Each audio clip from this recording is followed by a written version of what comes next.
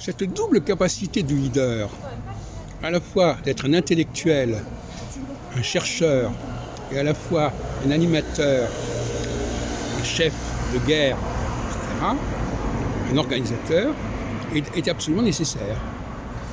C'est pour ça que beaucoup d'hommes politiques, par exemple quelqu'un comme De Gaulle, à la fois était capable de formaliser une certaine stratégie, une certaine idée de la guerre et de l'armée, et à la fois il a été capable d'animer une équipe, etc.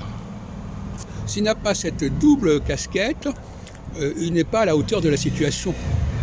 Parce que les phases se succèdent et il faut qu'il soit l'homme de la situation dans les deux cas. Et alternativement et successivement.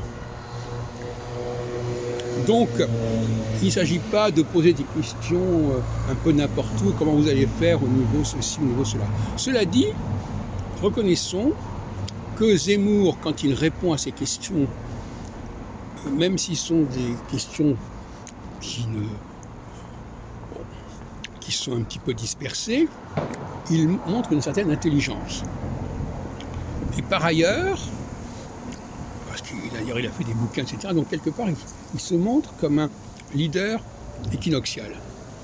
Et par ailleurs, son organisation de son mouvement, la Reconquête, prouve qu'il a une valeur, une dimension solsticiale, qu'il est capable de faire cohabiter des gens. Donc il a effectivement un excellent profil pour être ce Janus, si on veut, à la fois capable de solsticialité et capable d'équinoxialité, alternativement et successivement.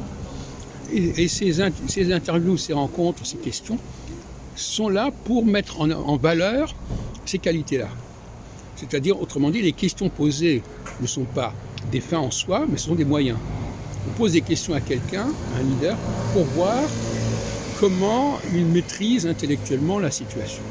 Le seul problème, c'est que les réponses de Zemmour sont trop techniques, si vous voulez. Il ne montre pas une certaine capacité.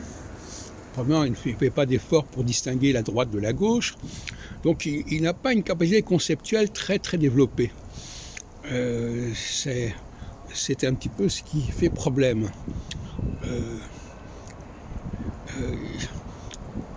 Mais ces livres, quand même, sont des livres de réflexion, de recherche, d'investigation. Et ça veut quand même dire beaucoup de choses.